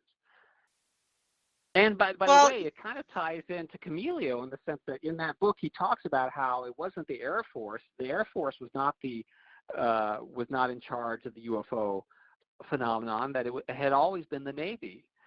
And so it's interesting in connection to Camilio, where the Navy plays such a huge role. And it's always the Navy that experiments on everybody. If you remember, the Tuskegee experiments on all the black men that they gave syphilis to was done by the Navy. Yes, that's true. That's true. And there's a great. It's interesting, you know, in Behold the Pale Horse, Cooper talks about, you know, when he was in the Navy, he sees the UFO come up out of the water. There's a book that Preston Dennett recently wrote, and I'm trying to remember the name of it. I think it's called Underwater UFOs, something like that. It's all about.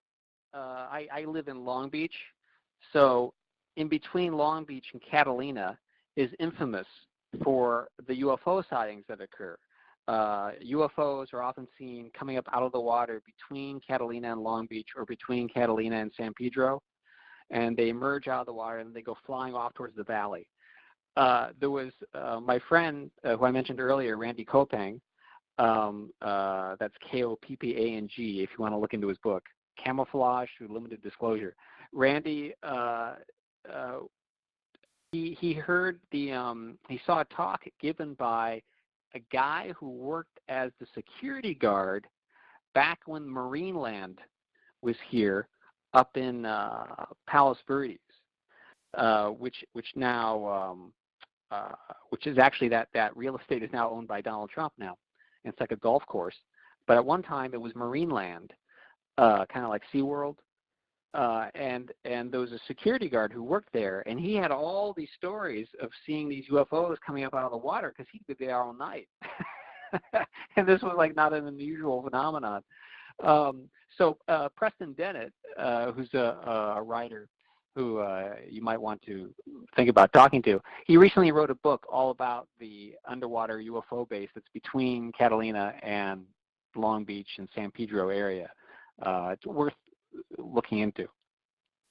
I saw on Ancient Aliens on the History Channel, there was a documentary about a sailor that was anchored out there in the ocean. He had a sailboat, and he said the water lit up all around his boat, and it was like a bright light, and he got up and was looking in the water like, what the heck is this? And off the bow, right in front of his boat, a UFO came out of the water. And he said, I think I was anchored on top of a base, you know, He said it was like I Right. was at the end of the runway or something, you know. And there was also another story. I think it was in the Philippine Islands where there was a naval carrier that was anchored, and all the guys went into town and they were at the bar having a good time, and one of them decided he was tired, he wanted to go back to the ship. And when he came back to the ship, he saw the same thing. The water was all lit up, and then he saw alien craft come out of the water too. So there must be some kind of bases that they have underneath the seabeds or something. But yeah, you notice all Uh, this is all underground, Robert. You know, I mean, these yeah. underground bases, you know, Right. so it's scary. It really Uh, is. yeah. I remember. Okay. The title of the Preston Dennett book is called Undersea UFO Base: An In-Depth Investigation of USOs in the Santa Catalina Channel. I recommend that book, and also the book that even precedes that by several decades is Ivan T. Sanderson's book, Invisible Residents, which is all about underwater UFOs. And it's funny. Jack Womack, who's a writer, he wrote a book called Random Acts of Senseless Violence and many other fine novels. He lives in New York, and I first met him back in 1996. He told me an interesting story about. He's friends with William Gibson, the science fiction writer who wrote Neuromancer. William Gibson had a meeting with James Cameron, and James Cameron was thinking of hiring him to write a film. And William Gibson goes into the meeting, and the Abyss had just come out, which is the James Cameron movie all about underwater UFOs. You know, that's Mhm. the whole plot of the movie. And William Gibson asked him, "Have you ever read a book called Invisible Residents by Ivan Sanderson?" And when he said that, the meeting just shut down because apparently he thought that Gibson was accusing him of, of plagiarizing Ivan Sanderson's book. In other words, when he asked him, "Have you ever read Invisible Residents?" It's all about underwater UFOs. Cameron interpreted that as like an accusation that he was like ripping off Sanderson's book, and so he threw Gibson out of the office after that. But it is interesting how you see these things reflected in film. I mean, Richard Schoengert mentions that in Camellia when I'm talking to him about the optical camouflage technology, and I bring up Predator, and Schoengert says, "Oh, yeah, when Predator came out around the time that Richard was first developing it." And he said when he went and saw the film, he immediately thought whoever they have as an advisor, as a science advisor, was very good. He said they were very good at depicting what the technology looks like. And then Schoengert then goes on to elaborate on that and say how there's this revolving door between Hollywood and the defense industry, and people will go to work in the government and then come out and end up working at a Hollywood studio somewhere. And so I think that a lot of what we see in the film is in fact there's like two categories here. In fact, I just got done writing a book called Hollywood Haunts the World: An Investigation into the Cinema of Occulted Taboos. It doesn't have a publisher yet, but I pretty much finished writing it, and it's all about analyzing how society deals with taboo subject matter. And very often, if something traumatic happens, people suppress that. It comes out in dreams. It comes out in drawings. Well, in America, it comes out as movies. Yeah. So I analyze all these various taboo subjects that people don't really want to talk about. I mean, you and I are talking about it on the phone, and people are listening. But if we were like at a cocktail party and we just started talking about underwater UFO bases and laser fights with gray aliens underground, they would just walk away from us quickly unless it was a Mhm. very strange cocktail party. These things are still like I agree. You know, and they'd be over there saying that we've been drinking the Kool-Aid or something. exactly. I mean, I took a when I was in the MFA program at CSU Long Beach, I was in a class called Creative Nonfiction, and it was where you write autobiographical stories, but you shape them in a way that they're entertaining and et cetera. And so I had written this piece that eventually became a chapter in Cryptoscatology, in fact. It's a chapter called Collaborating with the Dead. And I had turned it into the workshop. And people's reaction to it was fascinating because it was claiming a lot of strange things, but as claiming it as reality, as not as fiction. And at one point, I was talking about UFOs, and one of the students, the teacher was getting very uncomfortable with my talking about UFOs. And then one of the other students, who was actually an older student, older than me, and even older than the teacher, she goes, I'm just curious, how many people in the room believe in UFOs? And she raised her hand. Over half the class raised their hand. And you could tell the teacher was like, what? Yeah. She was a little flabbergasted. Like, she couldn't believe what? I'm in a college classroom and over half the people raised their hand and admitted to believing in UFOs. But no one would have admitted to it if the other person, that first woman, hadn't taken the plunge first, you know? Right. And so You know what all makes the me stuff, angry about the curriculum in the schools is that they they want to control what you read, what you think, and they want to do your thinking for you. Am I correct? oh, well, absolutely. I have a whole, in Cryptoscatology, I have a chapter called Concentration Campus, which I had that title ever since high school. I thought it was going to be a short story or a movie or a novel. Finally, it became this article, which is what it should have been all along. It's called Concentration Campus, Thought Control in American Education, and it traces the history of this. And it kind of forms, if you read that chapter, and then if you go online, I published an article called The War Against the Imagination. It's a follow-up to Concentration Campus, because I wrote Concentration Campus before I had started teaching. So it was more writing it from the perspective of my memories being a student and from being kind of outside academia. Then I wrote up a follow-up article, which John Rappaport published on his blog, No More Fake News. So if you Google Robert Guffey, The War Against the Imagination, you'll probably find the article. That article was written after having taught for several years at various colleges. So the first article was sort of like from the outside looking in. The second article was written with knowledge as having been in the belly of the beast. Right. And if you read those what makes me angry, Robert, is when me and you, someone like me and you, that have an open mind, that have researched all these articles and these people's stories and seen what's going down, come out here and try to get the theory of the truth out here. You know, what we've learned. We get all these trolls coming in trying to make us look like we're, we don't know what we're talking about. Well, how do you ever find out the truth if you can't open your mind to what's being told to you? Well, I just wrote an article. Well, I don't know if it's an article or it's a piece of creative nonfiction. Let's call it that, because it's absolutely 100% true, though I changed some of the names to protect the innocent and the guilty in some cases. The piece is called Farewell Frankenstein, ! And it's going to be in an anthology called Freedom of Screech. And the point of the anthology, the theme of the anthology, it's edited by Craig Spector. Craig Spector is a well-known, celebrated horror writer. And he wanted to do an anthology that combined the theme of the First Amendment with horror fiction. So all the stories should in some way combine those two things: First Amendment, freedom of speech, and horror.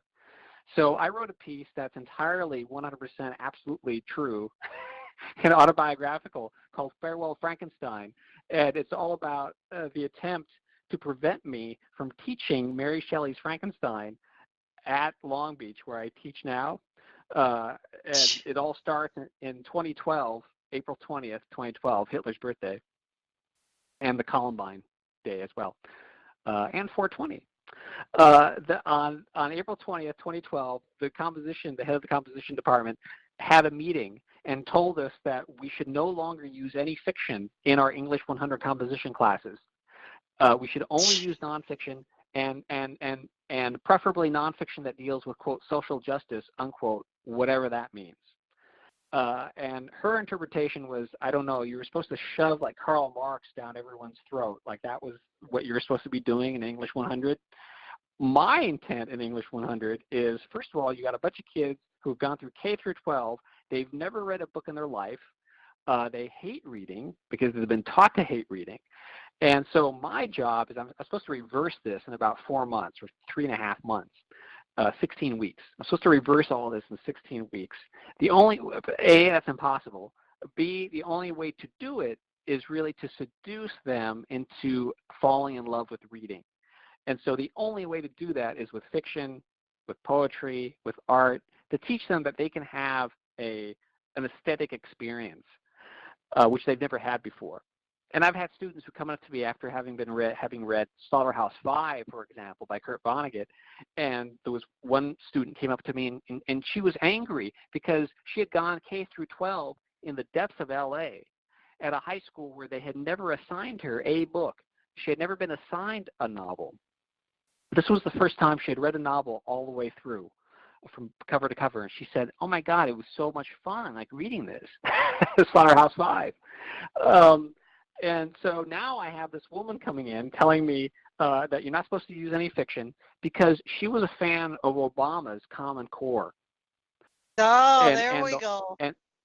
and Common Core, one of the main planks of Common Core is that you reduce the amount of fiction that's assigned in elementary school and in middle school, and then by high school it's totally eliminated.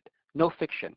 And the supposedly, the reason for this, one of the architects, the main architects of Common Core said the reason for this is because, well, fiction, what does that do? How does that teach you to, work, get a job, or work in the marketplace, or, flip hamburgers at McDonald's? It doesn't teach you to do that. What's the point? I think that that's not the real reason. I think the real reason is because if you read fiction, then you will be able to identify fiction when you hear it coming out of the mouth of the president, or your parent, or your psychiatrist, or the cop down the street. Whatever authority figure is like feeding you a bunch of lies, if you're conversant with fiction, you will be able to see fiction when it's coming at you. If you're not conversant with fiction, you won't know when you're being lied to. Are you familiar absolutely. with Frank Zappa? Are you Absolutely. familiar with his song, The Slime? Do you remember the song he did, The Slime? I'm not sure. I probably have heard it. I'll put the link Joe's up Garage. in your Facebook. Okay. I have this album. My husband used to play this all the time, and I used to think it was weird music. But when I sat one day and thought about the words in The Slime, he's talking about mind control in this song, because it goes, "I am gross and perverted. I'm obsessed and deranged. I have existed for years. People think that I'm strange. I'm the best you can get. Have you guessed it yet? I'm the slime oozing out from your TV set. You will obey me when I heed you and eat the garbage that I feed you. Don't go for help. No one will." And it goes on and on about mind control. Oh, Zappa was well familiar with all of this information. He had written his album Thingfish. Oh, one part, one word. It goes, "Your mind is totally controlled. It has been stuffed into my mold, and you will do as you are told until the rights of you are sold." So what's he telling us? yeah. His album Thingfish is all about AIDS being used as a creation as biowarfare, and Zappa had read the book Clouds of Secrecy, which is all about a history of biowarfare in the United States. He mentions it during one of his interviews, so I know he read that book. And he was also very familiar with in Joe's Garage. In fact, I just published a short story in a journal called Black Dandy, issue number 3, and I wrote a short story called The Detective with the Glass Gun. And that story was inspired by a Frank Zappa song on Joe's Garage, because the song is really all about the Church of Scientology. There you go. And but according to Melinda Leslie, there's a huge connection between the Church of Scientology and my labs, by the way. Just interesting footnote to And throw that out there. targeting. And targeting. Did I just blow your mind by letting you know that I know Frank Zappa? I did. Yes, you did. By the way, See? I know I'm friends with Jerry Fialka, who Jerry Fialka said of the very first public lecture I ever did was at the Midnight Special Bookstore on the 3rd Street Promenade in Santa Monica back in 1999, I think. And Jerry Fialka set that up. Jerry Fialka had worked for years with Frank Zappa. He was kind of like Frank Zappa's butler. He was on every Frank Zappa album there was a phone number to call, and if you called that number, that was Jerry's phone number. He lived in Venice. He still lives in Venice, and he was kind of like the guy who was Frank's like go-to guy. He was like the guy who ran the fan club and wrote the letters back and everything. So I know a good deal about Frank Zappa, and I know that he was very much interested in conspiracy theory. Yeah. God, Robert, we could, I wish we lived closer. I could go out to lunch with you and talk for hours. That would be great. Well, I will have you back and we will talk some more and have the trolls follow us around and blow everybody's mind, and then we'll tell them we don't care what they think of us anyways. Guys, we went over a half hour today, but we started 20 minutes late, so I figured I'd go over a little bit. So that's good. I just want to thank you so much for coming on. What a great conversation tonight we had. So did I blow your mind? I'm going to go listen to the slime the second I get off. Okay. I also put up Phil Snyder's videos. I put up a link for a page with all of his videos, and then I put up the link showing what the autopsy proved about his death. So it's kind of shocking, but I know you can handle it. Yes. Thank you so much, Robert. We'll get in touch, and I'll book you again. We'll come back and talk some more. Okay, look at those 2 William Cooper things I mentioned. It's fascinating in retrospect. I will. Okay. Thank you so much, honey. You have a great night, and I will send you a date and rebook you and have you come back again. Okay, great. Thank you for inviting me on. Okay, bye-bye. Okay, bye. And that was Professor Robert Guffey. What an excellent show we had tonight. Had a little bit of harassment going on at the beginning. We couldn't get into the window. And then we had a bunch of trolls in here with their usual nonsense. But you know what? I let that roll off my back like the water off a duck. And I just not going to let it upset me. Anyways, I hope you all enjoyed the show tonight. It was very interesting. There's a lot of information out there where you can get some great information in some books and some videos. And next week, we are going to have Samuel Hoffman out here, and we're going to talk about the inbound planets. And keep your fingers crossed, because Samuel's been having problems getting into Skype or any other links. So it might be a hit and miss again, but we'll get it figured out, folks. And you all have a blessed weekend and a safe week. And remember, Bad Baby loves you.